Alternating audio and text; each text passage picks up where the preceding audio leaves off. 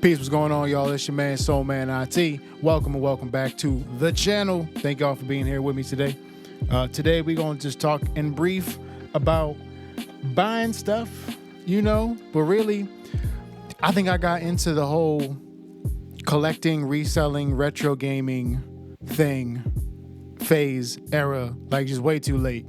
Well, I think I just tried throwing my hat into it way too late. I've been collecting trading cards, video games, all that since I was a kid. I'm currently 37 years old, so at least 20 plus years I've been collecting stuff. My first collectibles were Pokemon cards, right? Speaking of which, I still got my originals, my base sets, my fossil sets. I got Hitmonlee, Fossil, Zapdos Fossil. These are all hollows, by the way. Raichu from the base set. 2 Mewtwo's, original Zapdos, Alakazam, Jolteon, Lieutenant Surge's Magneton, Venusaur, Vaporeon, Lapras. I got 3 Lapras, hollows. Let's go. Dragonite. I got some of the error cards from the base set. Sandshrew, Machop, Staryu, Tangela. But yeah, I does this. That's what I'm saying. Mew promo card. I remember when this one came out, when all these promo cards came out. But yeah, I've been collecting for a grip now. And I'm not necessarily worried about, can I sell those? No. During COVID, I was able to get by a little bit by selling some of my Pokemon cards. I didn't want to sell all of my collection, really, at that time, because I felt like a lot of what I was able to make then was based off of scarcity within the market and folks trying to get the lowest they can get out of something that's a classic collectible or valuable. I remember letting go of my my holographic Gengar. I wish I didn't, but I did. I was able to get 80 off of it, so that I was able to turn my phone back on. So there was a means to an end when it came to it. But yeah, adding the old school consoles like my Sega Genesis, and y'all seen on the channel I've been playing some old Sega games from my childhood, like Hook and Jurassic Park, right? Now, as you can see behind me, I have my video game collection. Well, let me go this way here. I got my video game collection that I've been rebuilding back up. And that hasn't been the easiest. I'm not even gonna lie. It's the prices for a lot of these things is crazy. I spent 30 just on this Hook, and I ordered this when I came back. Now this is CIB complete in box. So I got the game, got the manual that come with it. So this is a good game, by the way. But it's it's an OG, it's a classic. And these here, I got Jurassic Park Rampage, Toy Story, WWF Royal Rumble, Mighty Morphin Power Rangers, not the movie edition, but the one before then. I believe it came out before then. This is easy, $40 to $50 right here from what I spent on these here. We got the NES classics, got the Atari, got Game Boy. Then for the more modern games, we got PS4, PS3, Xbox One, Xbox 360. Some of these I've had for a minute. Some just got added to the collection. But the reason why I say I think I got maybe not into reselling too late, but at the wrong time or under the wrong something or other. Maybe circumstances, wrong city to do it in, or I just don't have it set up for myself to be able to do it in the best way possible to maximize. When I look at the different resellers online on YouTube, or the different collectors that resell things in their collection, especially now that we got GameStop Retro, and them, just trying to sell, well, not trying to, but they are selling games at top retail price, is really hard to find. At least for video games, it's been difficult to find games at a decent price where you can flip and kind of make your money back on that. Case in point, this weekend, my lady and I, we went to the yard sale over here for Bloomfield, the Bloomfield district in Pittsburgh. And I was able to get, these are the only 2 games I was able to find in general. We went to at least probably like 10 tables, I want to say, throughout the neighborhoods. And there was like a good 40, 50 different tables you could visit. But you got to like either drive, park. And we ain't trying to be walking all around all like that. And so we found these 2 here. I got Shadow of Mordor, Middle Earth, and Kingdom Hearts. Paid 10 each for these here. Now, like, I can probably get maybe 15, 20 at the most. 20 is a bit of a stretch for each of these. Like, I definitely could sell them for like 14, 15, but like, I'm not really walking away with a profit on that. I thought I just bought these on the humbug, to be honest. So I should have checked the price while we were shopping around. What I found out is the days of finding Sega games for like $5 might be over. Or maybe it's just hit or miss for where I be at. Let me bring you over to my spot right quick. All right, this is my reseller station and spot right here in the corner of my kitchen. I was at the Goodwill today. Didn't come away with anything, and it's been kind of hit or miss, like as the weeks have gone by. I got this, Darth Vader, R.I.P. to James Earl Jones, Darth Vader and Luke Skywalker action figures. These are the Disney ones that came out. I believe it was might have been 2010 or past 2010. I got to check online, but I'll show you. I'll put the little pictures on here so y'all can see. But got these both for $6.99 a piece. Come with the lightsabers. Whoops, reverse. But I might be able to get 15 out of it. Maybe selling them together or putting in like something that's like not too crazy valuable, but like it sweetens the deal. You can buy 2 of these and get another Star Wars item that if I can find one. Got this Beanie Baby right here, the Princess Diana Beanie Baby. Still got the tag on it, and it also has I believe this is the one with the space on it. There's one that has no space and there's one with a space as far as the tag goes. And then as far as the different type of pellets that were made with this, this is the cheaper one from what it looks like. I still got to do some digging, but looks like I bought the cheaper one. I just got it because it was a Beanie Baby, so I might find other Beanie Babies and then sell it as like a collection, right? Obviously got Pika, right? Pikachu here, and got that for $5. We'll probably be able to at least triple my money with that Pikachu, and like put like a trading card to go along with it to sweeten the deal. One of like the common Pikachu cards. It's not like hard to find. But these have been like some of my buys, the Hot Wheel cars at the, if y'all saw the video of me getting that there. When I further looked at this, there's some little ding marks on here, so I can't sell it for crazy top price. But if someone collects these, it is good to have in the collection, sell it for like $15, $20 maybe. These I got a long time ago. Dave Parker from the Pittsburgh Pirates bobbleheads. Got one that has a really good box, and the other one, the box on it is a little bit dinged up. We got this Pittsburgh Pirates Willie Stargell statue series. Winnie the Pooh, when we were very young, audio cassette tape, right? Now, why am I showing y'all all these? These are the things that like spoke to me, right? They were calling me.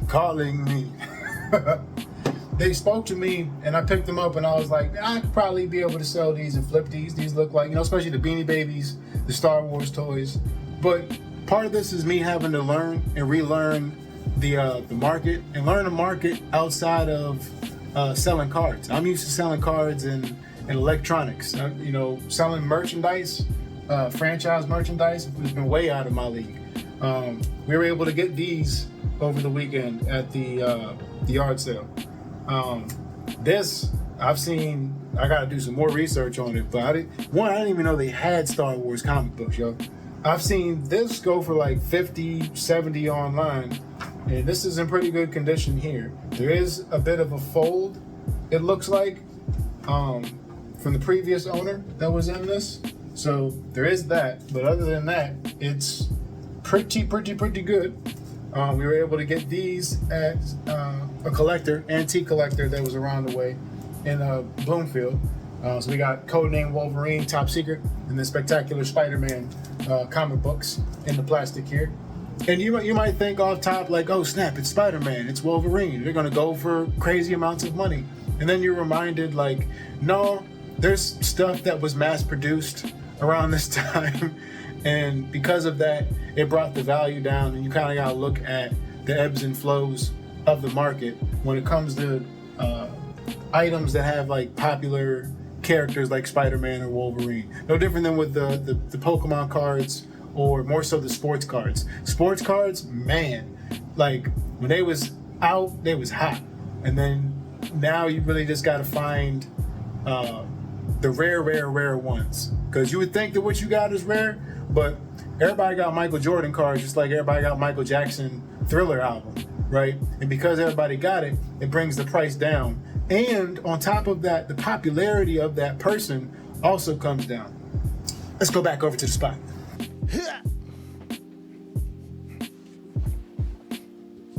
All right, comfortable. Now, what was the whole purpose of showing y'all that? Well, I wanted y'all to see some of the things I have in my reselling collection that I'm going to be getting rid of and trying to sell online, primarily eBay, through an eBay store, new eBay store I'm putting together. But I guess mainly for anybody who has been curious, who's around my age in their 30s, 40s, and they're looking at, you know what, I want to get out there and try to sell some of my stuff that I have. Like, I got some valuable stuff. You might have been a collector yourself coming up, and you're like, I got some things that are worth selling.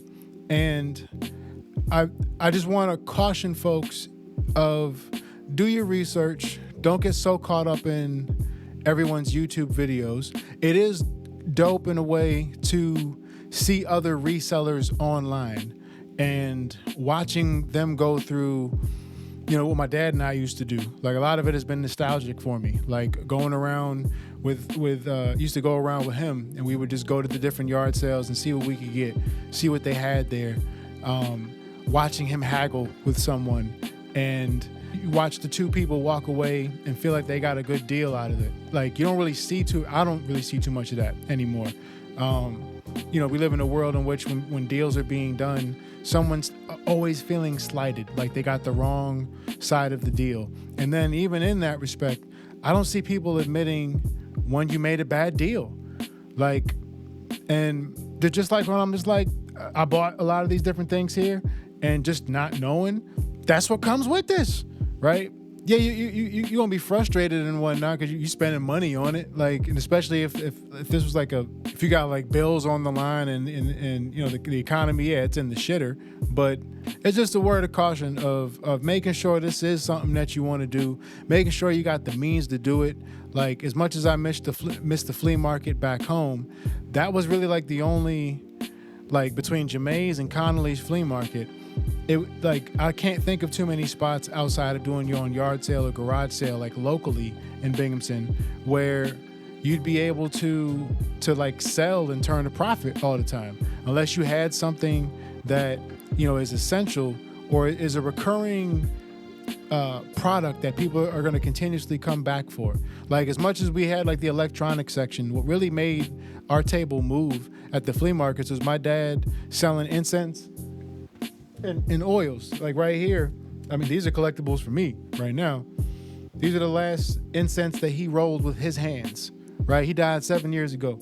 We would sell the incense and oils and my mother's quilted crafts that she had made, like table runners and different little small rugs, like coasters, big ticketed quilts, like that in some cases she might have spent years making, like different, we had a variety table and a very, very unique table. And as my father would say, we're a very colorful family, with our personality, multiracial family. And so a lot of this here for me is just nostalgic, and there's no telling if it's really going to turn a profit or not, besides the cards. the Pokemon cards and the sports trading cards.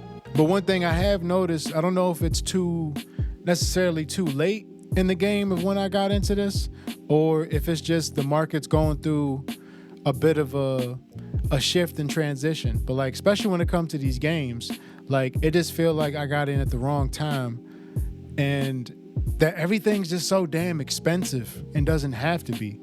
And a lot of that just has to deal with, like, you know, supply and demand. But part of it too just feel like a bit artificialized. Like, now that GameStop's in this, they're in a position where they could set the standard rate for what you can get out of a game in general from a certain system, right? From a certain time period. Some of the resellers, they're not helping matters at all in a lot of different cases.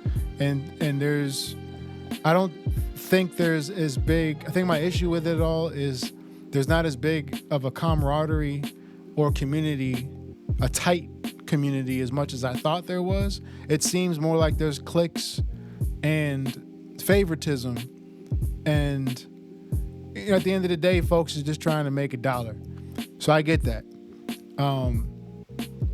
But I guess the posturing is if people are out here to help someone find a good deal. Some of it is just hard to trust, I guess is what it is.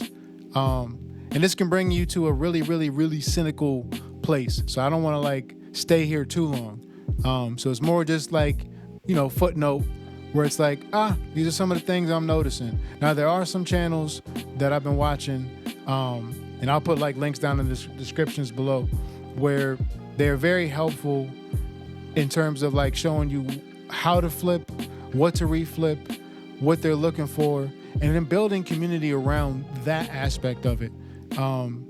And not always as much as, hey y'all, this is me, I'm so-and-so, and look at what I'm doing. And that's cool too. I mean, we here to entertain. So you end up killing your own argument in a way, and in search of like, what is it that you're really about? I guess for me, what I'm about, besides coming away with like just horrible products to sell, to resell, or maybe just not getting the best deal that you would want.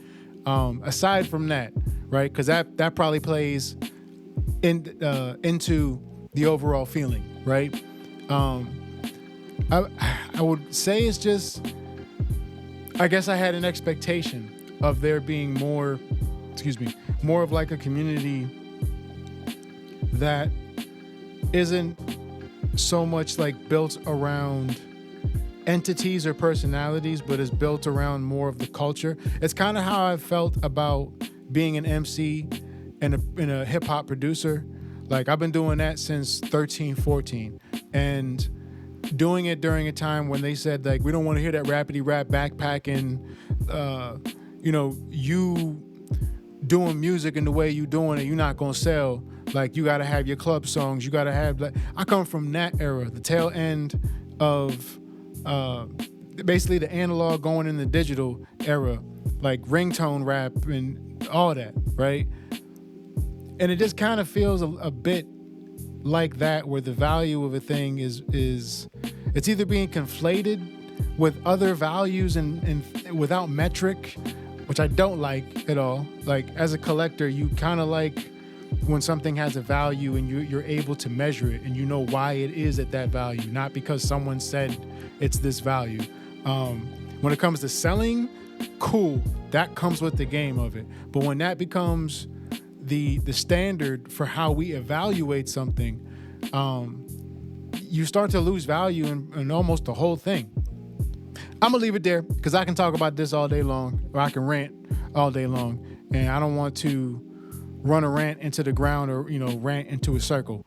But what do y'all think? For y'all who've been reselling for a minute, for a grip, for more than just a hot second, am I right on this? Has it hit like a plateau? Has it hit a ceiling?